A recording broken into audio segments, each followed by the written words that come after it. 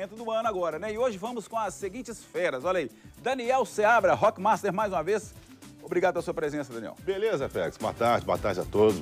Tamo aí, firme e forte, né? O Pex falou assim, aqui a bola não para, aqui também o rock não para. Ah, gostou. Rockmaster.com.br, tá bem dito aí. Isso. Ele também tá aqui com a gente, Bola Mundi, Frederico Teixeira. Isso aí, Bola Mundi também não para, a bola rola nos gramados da Europa, África, Ásia, nós estamos juntos também. E ele, São Salvador, a própria bola. Bota. Eu não tenho bola, em vez de bola, eu tô chutando balde. Como sempre, né, É um prazer estar aqui mais uma vez e tal, hein? Vamos... Encerrando o ano, né? Ano difícil, ano complicado. Nada, foi fácil. Foi fácil? Passou depressa, amarrotou todo mundo, mas passou. Ô, Som, você dá dinheiro pro cara, mas não dá intimidade. Brincadeira, né? Pois é, ano bom para o Cruzeiro. E ele começa com a conquista do Campeonato Mineiro, depois de perder para o Atlético por 3-1 e vencer por 2-0 o jogo de volta. O time teve a melhor campanha e jogou com o regulamento debaixo do braço. A conquista já sinalizava que algo bom viria pela frente. Foi o sinalizador, Daniel? A conquista da Copa do Brasil? Não, do Mineiro. Ah, do Mineiro, sim. No caso, o Campeonato Mineiro a gente sabe, né? Cruzeiro e Atlético entram com a obrigação de serem campeões. Assim como vai acontecer em 2019, assim como sempre acontece, né? E aí, como sempre, praticamente sempre, eles chegaram na final. O Cruzeiro acabou virando esse resultado, né? Perdeu o primeiro jogo, aí teve aquela do não acabou não, hein? Você lembra daquele negócio? Foi engraçado. E no jogo de volta, o Cruzeiro acabou virando, né? Eu acho que foi um resultado, foi um título merecido e foi uma sinalização que o Cruzeiro estava no caminho certo. O Cruzeiro manteve o Mano começou o ano e tal. E aí chegou na Copa do Brasil, o time já estava mais azeitado, né? O time foi se ajeitando e tal. Nós vamos falar mais do Cruzeiro ao longo do ano, e aí eu já vou entrar um pouquinho nas outras disputas. Eu não concordo muito com essa coisa de deixar campeonato para lá. Assim, olha, o Cruzeiro na Copa do Brasil, na Libertadores, estava espetacular, voando e tal. Aí chegava no Brasileiro, o Cruzeiro empurrava com a barriga. Ah, mas não tem elenco para isso. Ok, eu concordo que não tem elenco. O Palmeiras, que foi o campeão brasileiro, tudo bem, até que a gente sabe que tem elenco para disputar, por causa da patrocinadora e tal. Mas, poxa, quem vai entrar em campo com a camisa do Cruzeiro, seja titular, seja reserva, precisa dar um pouquinho mais. A gente viu alguns jogos do Cruzeiro no Brasileiro que o Cruzeiro se arrastou em campo. A gente tá vendo aí, o Cruzeiro emplacou o Hexa da Copa do Brasil, né? E também vaga na Libertadores, muita festa. O que esse título representou para Mano, para o clube e para os jogadores? Alguém quer acrescentar aí?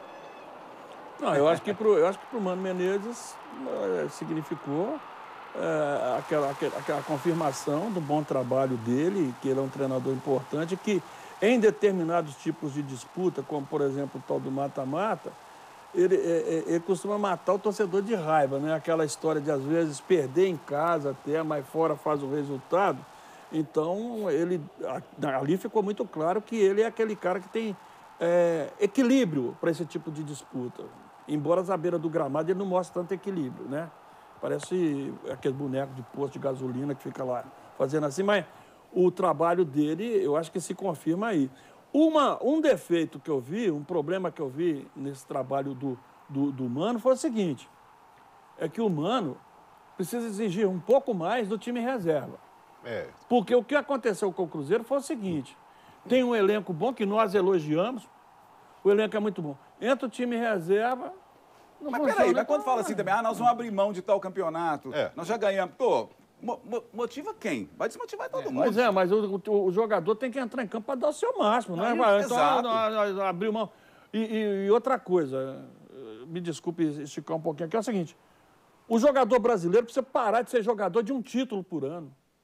Exato. Olha, nós vamos ganhar esse aqui, depois a gente... Já tá bom e pronto, administra. É um negócio assim, então vamos nos empenhar só na Copa do Brasil, ou no título brasileiro, ou na Libertadores. Não, o cara é pago para jogar todas as disputas. O calendário é apertado? É para todo mundo. Claro, a gente tem que lembrar também uma questão. Você usar o time reserva, 100% reserva, o tempo todo nessas competições, eu acho que ainda é um erro. Mas fala que não é reserva, que não tem reserva, todo mundo é titular. O grupo é muito bom, mas o discurso muda de acordo. Para não desvalorizar o patrimônio. Só que você mesclar o grupo, a gente sabe, faz 70 jogos na temporada, 2019 vai ser a mesma coisa, com um número de competições muito grande, com a Copa América no meio do ano, vai espremer o calendário ainda mais. Vai ser o mesmo calendário de 2018. Vai ser a mesma coisa, exatamente. Então, o filme vai se repetir. Mas o Cruzeiro pagou muito caro por usar time reserva em 8 rodadas do Campeonato Brasileiro, sendo que podia ter feito um papel muito melhor. o Mano Menezes, o título significou para ele também uma tranquilidade no trabalho, porque já tinha muita gente criticando o próprio Mano Menezes. Tinha gente pedindo a saída dele. Exatamente. Então, o título veio para amenizar um pouco a situação dele e garantir a permanência dele. Não que a gente vai achar que tem outro treinador no mercado disponível aí que seja melhor que o Mano no momento. Eu não vejo nesse momento agora. Uma mudança não seria realmente positiva. Mas a conquista da Copa do Brasil acabou ofuscando o lado negativo da campanha final do Cruzeiro no Brasileiro também. Agora, o Cruzeiro precisa tomar cuidado com uma coisa. É lógico, essa diretoria atual fez um esforço tremendo, teve que pegar empréstimo para manter jogador, para pagar salário, essa coisa toda. Mas o time era da Mas a estrutura, passada. inclusive o treinador, foi da diretoria passada. Exato. Agora começa aquela história, por exemplo, se sai um jogador importante, aí sim é a capacidade de remontar. Porque, por exemplo, Bruno Silva veio e não funcionou. Manquejo veio, não funcionou. Então, é preciso que essa diretoria também, primeiro, segurar o que tem de bom e melhorar essa história das contratações. Agora, no frigir dos ovos, né, de dentro de tudo que nós estamos falando, eu acho que foi um ano positivo para o Cruzeiro. Sim. Eu avalio esse ano como positivo. Mesmo eu não concordando com os jogadores se arrastando em campo, a gente via as entrevistas, eu me lembro claramente, por exemplo, de uma entrevista do Egídio até. O Egídio falando, nós estamos largando um pouco o brasileiro para lá. Depois ele veio e falou, não, peraí, não é bem assim, não. E tal, mas já tinha falado, a gente sabe que a mentalidade é essa, né? Não tem muito como fugir disso.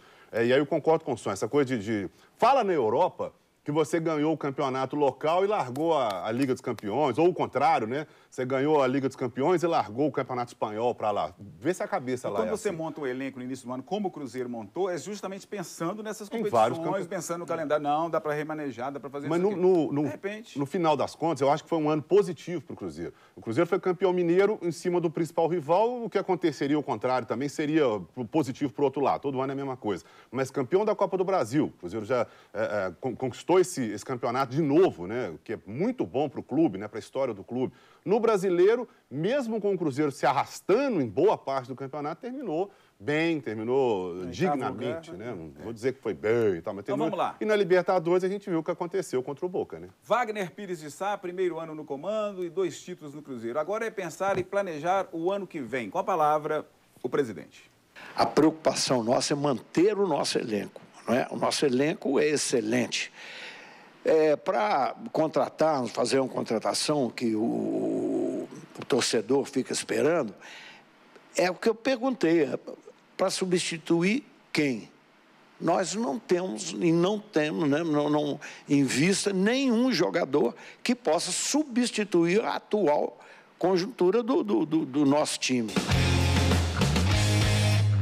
Eu acredito, né, que o Mano e a nossa equipe técnica, o nosso departamento de futebol, o nosso vice-presidente, o Itair, eles têm uma programação de mesclar o time naturalmente. Nós estamos com diversos jogadores subindo da base que demonstraram no final do período de 2018 a grandeza do futebol. Então, naturalmente, e acredito que eles vão aproveitar, principalmente nos primeiros jogos, alguns jogadores nossos que estão subindo da base, né, que são excelentes jogadores e demonstraram isso. Eu costumo dizer o seguinte, está todo mundo de férias, mas nós, pelo contrário, nosso dia hoje é de 25 horas, nós estamos acordando 1 hora mais cedo. Nós pretendemos entrar nas 4 competições de 2019 para vencer, não é? Esperando, nós vamos esperar que as confederações, a Conmebol, a própria Confederação Brasileira de Futebol, né, e haja com mais seriedade, com firmeza, para que as arbitragens sejam mais condignas com o nosso futebol, com a grandeza que nós temos, né? É difícil, o erro às vezes é humano, mas se a gente forçar um pouco mais, a gente pode ter uma performance melhor das nossas arbitragens, principalmente a internacional.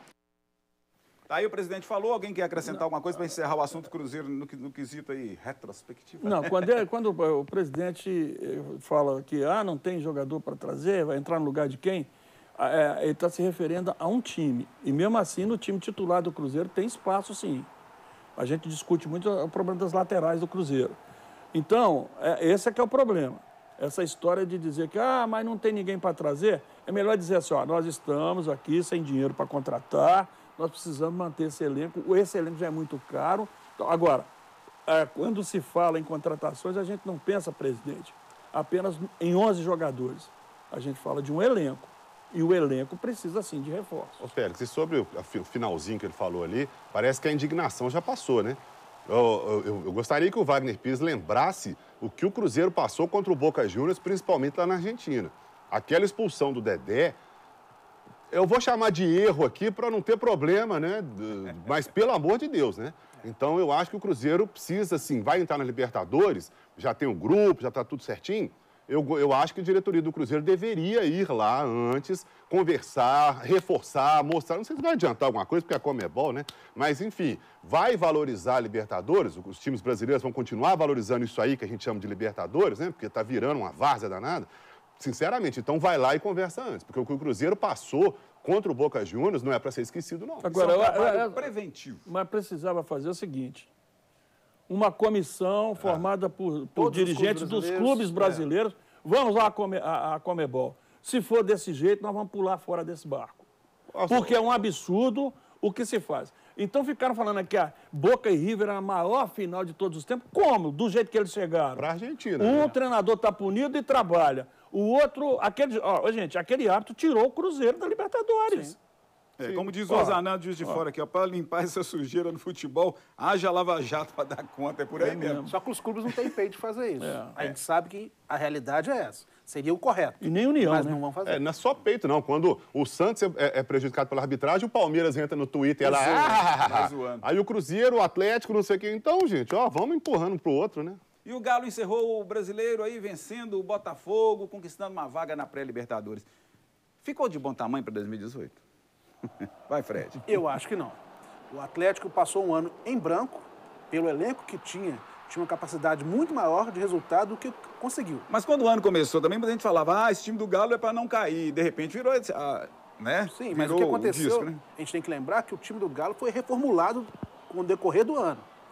Foram vendidos jogadores, teve peças que machucaram, mas o próprio diretor de futebol do Atlético reformulou o grupo com o campeonato em andamento, o presidente vendeu, negociou jogadores. Então a gente tem que lembrar que o Atlético ele começou mal a temporada, perdeu o Campeonato Mineiro, houve uma série de críticas, teve aquele problema com o treinador, a gente sabe tudo que aconteceu lá por dentro.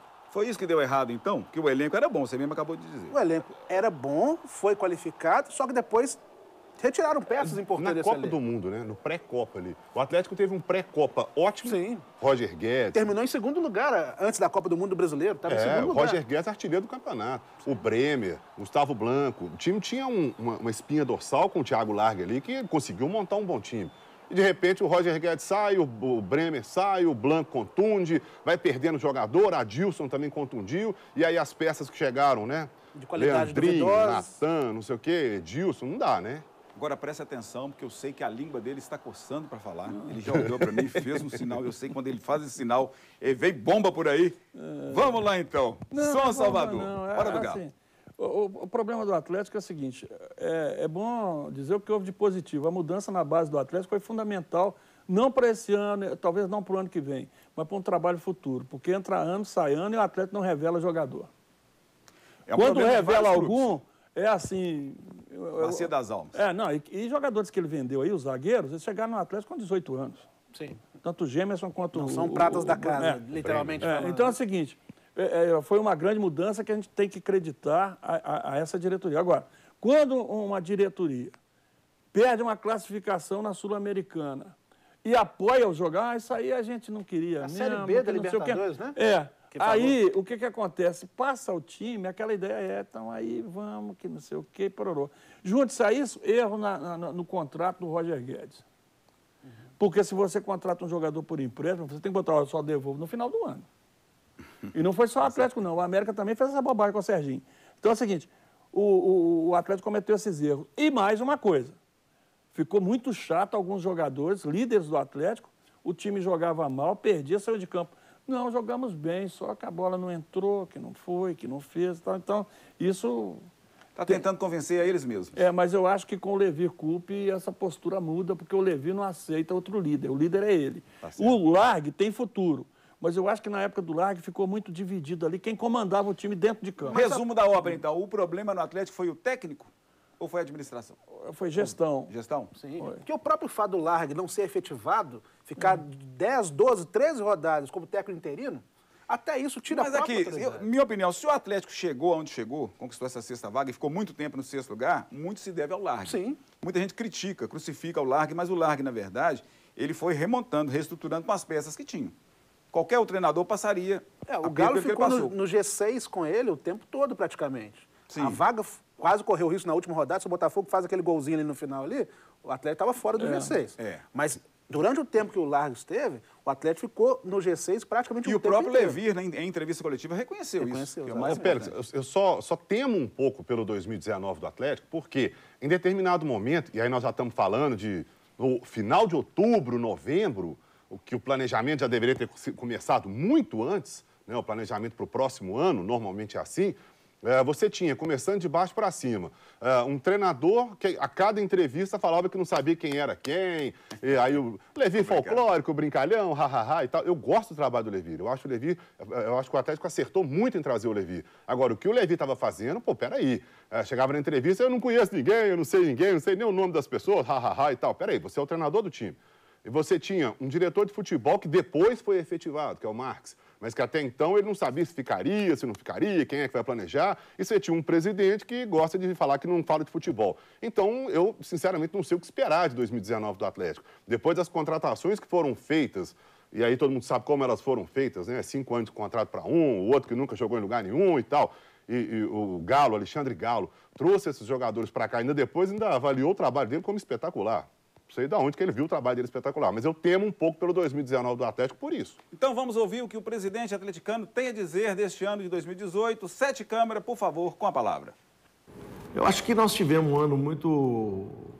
um ano positivo, eu diria assim, né? Muito positivo seria se nós tivéssemos brigado aí por um título brasileiro, tivéssemos tido uma sequência mais interessante na Copa do Brasil, ter voltado para a Libertadores e passar a participar da Copa do Brasil a partir das oitavas de final, eu acho que foi um fator muito positivo para quem recebeu fora.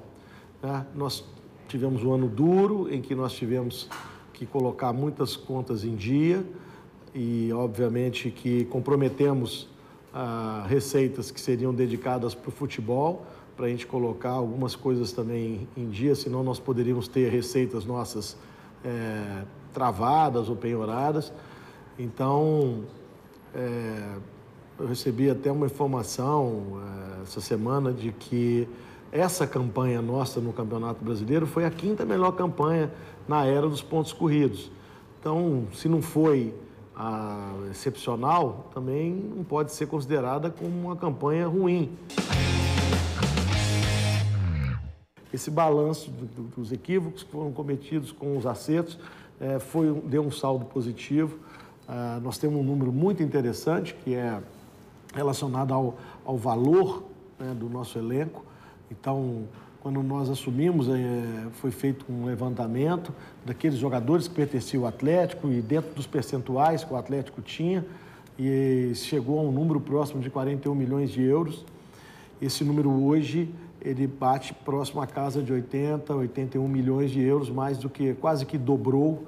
Então, só aí, sem dinheiro, com muita dificuldade, eu acho que nós já fizemos muita coisa, porque na hora que você dobra o valor do seu elenco, isso significa dizer que você está, de alguma maneira,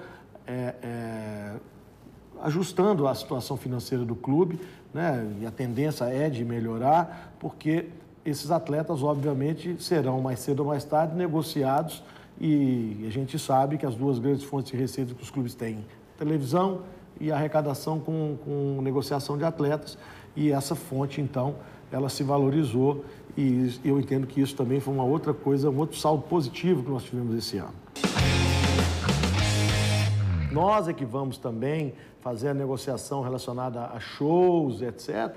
Eu acredito que o nosso case ainda vai ser mais lucrativo. Então, na verdade, esse pessoal aí fala que dá prejuízo, que é isso, é aquilo, mas se fosse tão ruim assim, a gente não estava vendo esses caras aí hoje administrando os estádios, não, já teriam devolvido. Né? A BWA, se não me engano, que é quem administra, por exemplo, a Independência, estava agora participando de uma concorrência para o estádio Fonte Nova, uma coisa assim, mais um, já está lá no Castelão. Ué, então, se o negócio é ruim, por que eles vão continuar pegando o estádio? O negócio é bom. Isso aí, na verdade, é claro que cada um puxa a brasa para a sua sardinha. Eu tenho certeza absoluta que o estádio do Palmeiras trouxe, dentro desse momento deles de crescimento, trouxe também muitos recursos para o clube, e é isso que vai acontecer também com o nosso estádio, que, se Deus quiser, agora no primeiro semestre, nós vamos começar as obras. O time se representa dia 4, 5, dia 3, e vamos fazer a pré-temporada aqui mesmo, no nosso CT. Parece que o primeiro jogo da Libertadores é dia 6, ou 7, ou 8, depende da data. Então, eu acredito que nós temos 30 dias aí para preparar. Vamos tentar aí ver se mais próximo disso aí fazemos um amistoso interessante, ou o próprio time já vai ter o Campeonato Mineiro em andamento, então eu acho que o time tem que jogar. Atenção, já me deram atenção aqui, que coisas. São Salvador. Oi. Estádio do Atlético agora é o foco. Não, essa história de estádio, você não é um direito que o Atlético tem, o torcedor sonha com isso e tal, mas é uma coisa que precisa... eu estou ouvindo falar ali, vai ter shows, essa coisa toda. Eu me lembro que quando mexeram lá no estádio do Independência, teria estacionamento subterrâneo, Não teve. com 500 mil carros, shows, né? Não teria show, seria uma arena multishow, fecha a ferradura, abre a ferradura, e, no entanto, está lá. Hoje, se tirar o Atlético lá do Horto, eu não sei como que o estádio de Independência vai sobreviver. Estou falando sério, com todo o respeito que eu tenho à América. Então, esse é o problema. Você tem que montar um estádio, é bom para todo... Não, tem lugar que não tem sido bom, não. O Grêmio teve problema. O Corinthians não sabe o que vai fazer, porque achou que ia ganhar um estádio, né? Achou que a gente ia pagar o estádio para ele, porque era um negócio de governo, não sei o quê. Copa do Mundo, então, tem muita gente aí que está querendo devolver estádio. Tem gente que está administrando o estádio aí, mas quer pegar de volta. Olha como é que está o Maracanã. Ninguém sabe como é que aquilo lá fica. Sem contar os elefantes brancos lá na Amazônia, né? Então não é assim. Cuiabá, agora, é lógico que com a torcida que o Atlético tem, um estádio é sempre uma boa opção de renda e tal, mesmo porque o Atlético precisa sair daqueles 20 mil torcedores ali do Horto, né? Porque não quer jogar no Mineirão. Fica no Horto e isso limita a sua torcida. Chega no final do ano, clubes que estão no ranking aí de público, pagante, o Atlético fica embaixo, por quê? Porque vem limitando. A gente tem que lembrar também, Som, que o estádio, se sair, quando sair, é para 2021 em diante, gente. Então a gente tem que pensar agora no ano que vem, 2019 ainda. Voltar para o Mineirão, trabalhar com o Mineirão. E a pergunta que fica, quando o Atlético sair também, como vai ser o América no Independência? Foi o que o senhor falou. Realmente muito existe uma complicação, né, aí. Eu me lembro que quando inaugurou o Independência Novo, o primeiro show que foi marcado para lá foi um show do Kiss. Nossa, o Kiss veio em Belo Horizonte de novo, veio em 1983, não sei o quê, bababá. De repente, do nada, o show mudou para o Mineirinho. E foi no Mineirinho. E desde então, não se tem mais notícia de qualquer coisa relacionada a shows no Independência. Então, por que mudou? A arena multiuso, que nunca foi multiuso. Não sei. Nesse caso. Eu não vejo nenhuma movimentação em relação a shows do Independência, por exemplo. Então, eu acho que realmente, se o Atlético sair do Independência, a coisa ali vai complicar demais. Agora, não dá para esperar outra coisa de um presidente de clube, de um dirigente, de uma diretoria, que não seja colocando para cima, né? Claro, você não vai esperar que o camarada vai encerrar o ano puxando para baixo. Mas dizer que o ano do Atlético foi positivo, me desculpa, para mim é uma Vou mandar um abraço aqui para o Rodinei de Souza, tá ligado na gente aqui lá no Jardim Laguna. Zé Geraldo também tá ligado aqui, mandando recado. Pérez, basta se lembrar a forma como o Atlético perdeu o Campeonato Mineiro, ganhou o primeiro jogo, nós falamos agora do Cruzeiro agora, então vamos inverter, ganhou o primeiro jogo e perdeu o segundo, né? Aquela história do não acabou não, vamos repetir, né? Que foi engraçado, mas na Copa do Brasil foi eliminado pela Chapecoense, com todo respeito que merece a Chapecoense, mas não dá, né? Pois é, o Railton está falando exatamente isso aqui que eu ia ler agora. Cadê o Railton? Na Sul-Americana a gente todo ano é o mesmo planejamento, que ele só acredita vendo nessa questão do Atlético, e quando o presidente chega e fala que a Sul-Americana não vale nada, como você vai motivar jogador, até mesmo no brasileiro. Eu acho que ainda bem que o Atlético conseguiu a vaga na Libertadores. Senão ia ser porque se o Atlético vai para a Sul-Americana em 2019, eu quero saber o que ia acontecer. Não, e quase teve que... E se perde a vaga, teria que torcer para o Atlético Paranaense na Copa Sul-Americana. Ou não é, Bolson, você falou o nome do time errado. O time agora chama Atlético. O Paranaense. Com TH. Atlético. É melhor falar Furacão mesmo e pronto, vai. que tá bom. Vai inventar. Vamos fazer o seguinte, a gente vai falar do América, tem um resumão do América pra gente analisar aí também. Depois do intervalo, a gente volta com mais Bola na Área. Um abraço pra você, até daqui a pouquinho. Até já, né? Até já.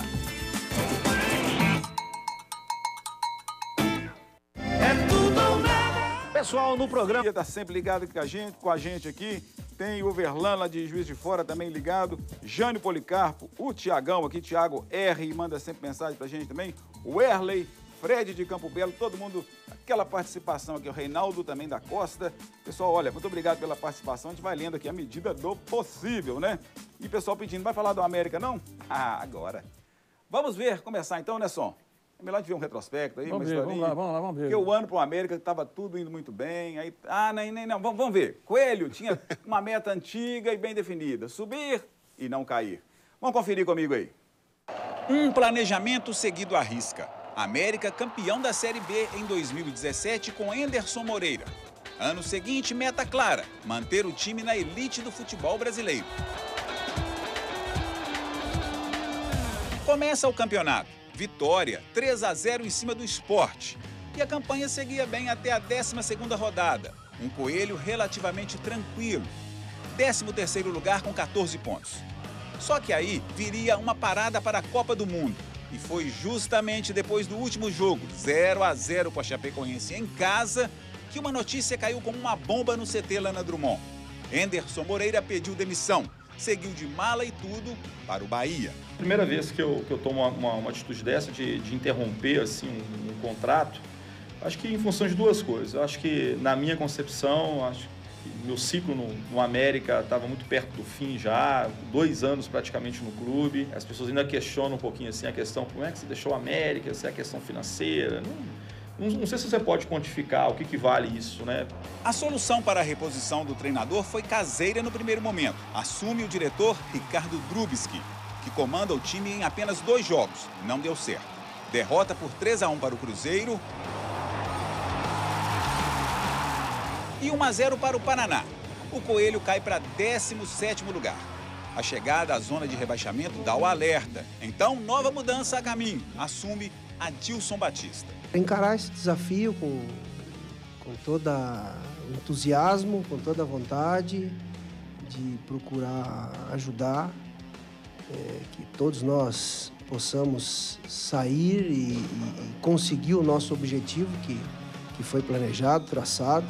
Desde a 15ª rodada, quando assumiu o cargo, Adilson renova as esperanças americanas. A equipe contabiliza apenas 6 gols sofridos em 10 partidas. A média surpreende, 0,6 por jogo, uma das melhores do campeonato. E isso reflete na tabela. 23ª rodada e um honroso 9º lugar. Mas a preocupação com a defesa complica o ataque, que para de marcar. Para complicar ainda mais, o América chega a 10 jogos seguidos sem vencer. A gota d'água vem com a derrota para o Lanterna e já rebaixado Paraná, em pleno Independência na 13ª rodada. Resultado, América vice-Lanterna com 34 pontos. Situação insustentável. Cai Adilson Batista. A Esperança Verde se renova com o velho conhecido, Givanildo Oliveira. A 5ª passagem dele pelo clube. Com esse convite do salão que você falou, que a gente consiga, não sou eu sozinho não faço nada. Eu ajudo também, mesmo sendo treinador.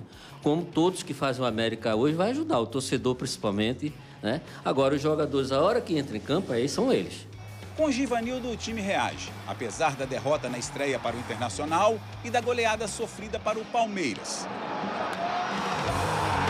O Coelho vence o Santos por 2-1. E o Bahia, 1-0. E volta a respirar na luta contra o rebaixamento. A decisão veio contra o Fluminense, ficar na Série A ou cair. Olha só, Luan perde um pênalti. Gols perdidos. Enfim, o castigo, 1-0 para o tricolor. O Coelho, de tanta luta, cai em 2018. Volta para a Série B. Pois é, e a queda do América em muito se deve a uma polêmica. O pênalti cobrado por Luan quando todos esperavam que Rafael Moura batesse. Como analisar este fato numa decisão? E mais, hein? Um lance que gerou milhões de prejuízos para o Coelho. É com vocês. Ô, Pérez, eu acho que, sinceramente, muita gente criticou o Luan. Ah, o Luan bateu. Realmente o Luan bateu mal o pênalti, ok. Mas pelo menos o Luan teve peito, né? Para não dizer outra palavra, o Luan teve peito para pegar a bola, botar debaixo do braço e ir lá bater. Coisa que o batedor oficial não teve. Né? Falou, não sei, quis fazer uma homenagem e tal. Que conversa para boi dormir, né? Conversa fiada. Vamos falar a real aqui. Não teve peito para ir lá bater o pênalti. E o Luan bateu mal. Agora, sinceramente, no meio do ano, o América virou pela primeira vez na história dele o turno fora da zona de rebaixamento. Olha pra você ver, a América estava disputando a parte de cima da tabela. Eu achei, vai pra Sul-Americana. Pois é, mas quando saiu o Anderson Moreira, você até não concorda comigo, não, mas eu acho que deveria ter investido nele. Falou, vem cá, quanto que o Bahia tá te pagando? Eu vou te pagar X, você vai ficar aqui com a gente. Sabe por que eu não concordo? Porque a gente conhece o futebol brasileiro. Aí daqui a pouco o Anderson fala assim, beleza, então eu recebo X no América, eu ia receber 3X no Bahia. Aí o América oferece os mesmos 3X, ok? Ok, então eu vou ficar. Só que já tinha um desgaste de muito tempo. Aí daí a pouco ele toma 2, 3 cacetadas no Brasileiro, o que acontece com ele? Um abraço, ele perdeu o América, perdeu o Bahia e ficou no mercado. Tudo bem que ele iria se recolocar de novo e tal, mas eu não critico nem um pouco quando o treinador larga o clube falando sozinho e vai embora, porque os clubes fazem isso todo dia com os treinadores. Agora, eu vou dizer uma coisa. Nos primeiros 2 jogos do Adilson Batista, eu achei que daria certo. Todo mundo acreditou, né? Falei, agora o América vai partir para cima, vai ser um time de Mas Deus parece que não vontade, aprende. E ele ficava ali, ele suava mais que o jogador. O primeiro treinador, né? Mas depois parece que foi perdendo. E vou te falar, tem o problema do pênalti. Mas aqui para nós, aquela derrota contra o Paraná selou a queda do América, gente. Sim, com certeza. Um time que já tinha caído. Dentro de casa, você não pode perder. Não pode. Aquilo ali não pode, tem jogo que não pode perder. Não pode, concordo com Essa você. reação com Aquilo ali, e o gol foi bizonho, o cara foi driblando para a linha de fundo. Tinha que fazer igual o Espírito, chegar no jogador e falar assim, peraí, meu companheiro, ó. Mas o que é isso? Então é o seguinte, eu acho que com todo desacerto entre treinador e jogador, dentro de campo, o jogador precisa entender o seguinte, o esquema do cara tá errado, eu não estou suportando ele, mas tem uma torcida lá fora que eu tenho que respeitar, tem uma camisa aqui. E naquele jogo contra o Paraná, parece que os jogadores do América não respeitaram a camisa americana. Sim. Foi um jogo para... Vamos entrar em campo aqui, que hoje a gente tem que entrar. Mais hora, menos hora, o gol sai, né? Aquilo ali é o seguinte, ali não tem culpa de treinador, a culpa do treinador é outra coisa, é gerenciamento de elenco e tal. Mas um jogo como aquele, todo o time foi culpado. Tá certo. Então aí a gente analisou o América e faz o seguinte, vai agora para mais um rápido intervalo, mais bola na área daqui a pouco, fechamento do programa, uma matéria especial para você, hein? Final de ano, Réveillon, até já, aguenta aí. O que envolve esporte, que é a nossa praia, Réveillon, que é a nossa praia aqui na Alterosa, e a Pampulha, que é a nossa praia na cidade, cartão postal, tudo mais, né? Resultado. Antes da festa, tem de correr, tem de suar, tem de malhar para entrar bem esse ano aí. Tá certo, Isabel? Oi, não era para ter mais gente aqui nessa matéria? Cadê esses meninos, gente? Ah, meu Deus do céu, tudo entrevado. Tava aquecendo aqui, tem um desafio, né? Eu quero vencer isso, né, Bel? Tô pronto para ganhar hoje. Meu Deus do céu, desafio, gente. Deixa eu explicar para vocês. Nós estamos no cartão postal aqui de BH, que é a Lagoa da Pampulha, que é palco do Réveillon da TV Alterosa, com 12 minutos de fogos. Mas é o seguinte, o show de fogos, ele dura 12 minutos, dá para ser visto de todos os pontos aqui da Lagoa. Então a gente pensou, né? Por que não? 12 minutos de um desafio esportivo aqui na Lagoa da Pampulha. Portanto, a gente vai botar os meninos para andar de bike. É importante falar que o motivo da gente estar aqui, principalmente, é o show de fogos, né? A gente está em frente a essa praça, onde vai ser o ponto oficial de apoio, para a gente conseguir analisar e ver com prazer os 12 minutos de fogos que vão colorir esse céu da Lagoa da Pampulha, né? Ô, Laurinho, tô me enforcando aqui, mas vou ganhar de você assim mesmo, falou, velho? Minha voz até mudou o negócio. Eu descobri aqui, ó, tem uma técnica aqui. Não tem, não. Não tem técnica, não. Não tem jeito, não. Tem que ser na raça mesmo. Ah, vai assim, ó. Tá encaixado já. Vamos pra esse desafio que eu quero vencer isso, hein? O que é, menino? Eu tô querendo correr não, meu gente. Tá bom aqui, na sombrinha. Corado, é folgado. Tá com medo de perder? Pelo amor de Deus, ó, tá dada a largada, vambora. Acabou a informação.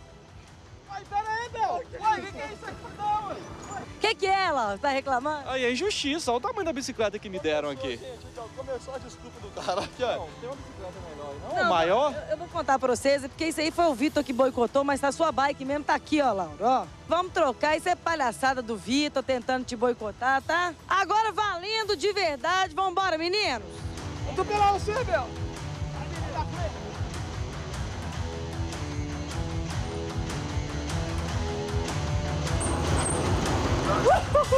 Ataí.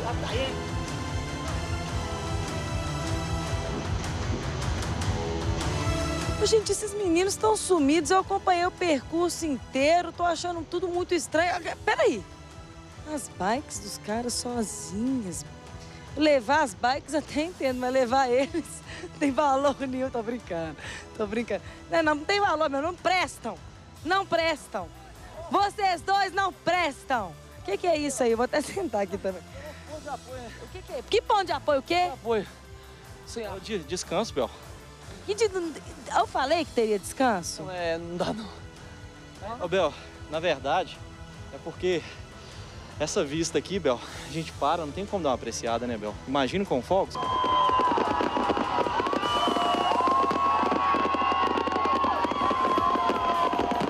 Não vem me ludibriar, não. Vocês estão tentando. Vai, pra bike que ainda não acabou o percurso, não. Vambora.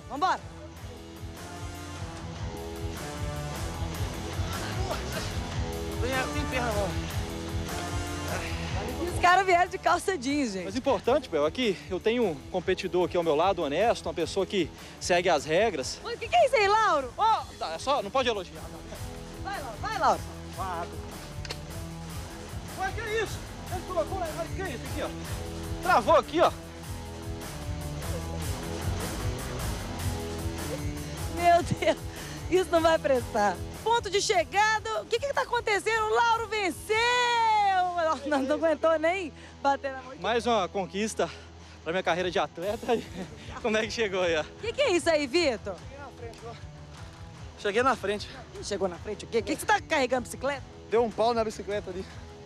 Estragou o freio aí. Aí eu caí. Aí eu tive que botar ela nas costas, não tem jeito, não é?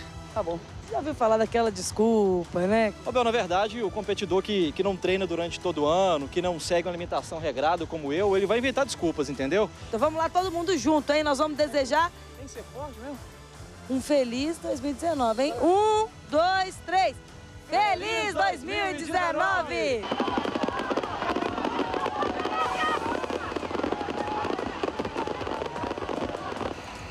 Vamos pegar uma água ali pra vocês, peraí. Tá bom, a gente termina o programa e termina o ano assim também, convidando você para o Réveillon da TV Alterosa, virada do dia 31 para o dia 1º. A gente fica por aqui então, agradece ao Som, Fred e também ao Seabra pela Feliz ano participação novo mais para uma todo vez. mundo. Feliz 2019. É isso? Isso, 2019. Então todo mundo junto. Feliz 2019, pessoal. E até sábado que vem com mais um Bola na Área. Um abraço para você. Ótima virada de ano e até sábado que vem. Até lá.